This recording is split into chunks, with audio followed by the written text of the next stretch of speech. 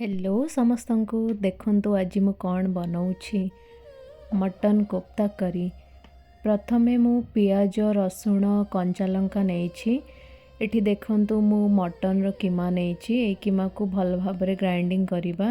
एथिरे धनिया पाउडर, गरम मसाला पाउडर, लंका पाउडर और लूण देई भल भाबरे गोळेई दबा।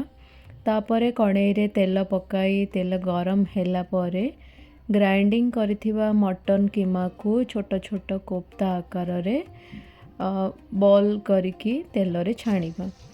देखंतु ब्राउन कलर हैला परे कोफ्ता गुडी को एक प्लेट को काढ़ी दबा। एबे मसाला बनैबा पाई रसुण पियाज सुखिला लंका नहीं ग्राइंडिंग करिबा। देखंतु भल भाबरे मु ग्राइंडिंग पेस्ट करि देइछि। फुटण पाई पियाज काटिबा एवं किछि खड़ा मसाला एथिरे टेस्ट दवा पाई ना आपण माने गोटा कोला रसुण नहीं पारिबे। ताहले ई जो करी रो टेस्ट आउ टिके बढ़ी जीवो। तेल गरम हैला परे ए सब को पकाई भल भाबरे भाजीबा। पियाज ब्राउन कलर हे गला परे धनिया पाउडर, गरम मसाला पाउडर, लंका पाउडर, हळदी और लूण पकाई भल भाबरे गोळाइबा। मसाला रो तेल छाड़िला परे छणा होइतिबा कोफ्ता गुडी को पकाई भल भाबरे गोळाइ दबा। तापरे आवश्यक अनुसार पानी देई दीटा व्हिसिल पर्यंत सिझिबा को छाड़ी दबा।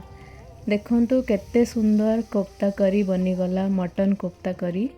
थैंक यू समस्तंकु एमिति मोर वीडियो देखिबा पई मो चैनल को सब्सक्राइब कर दियंतु। रहिली नमस्कार।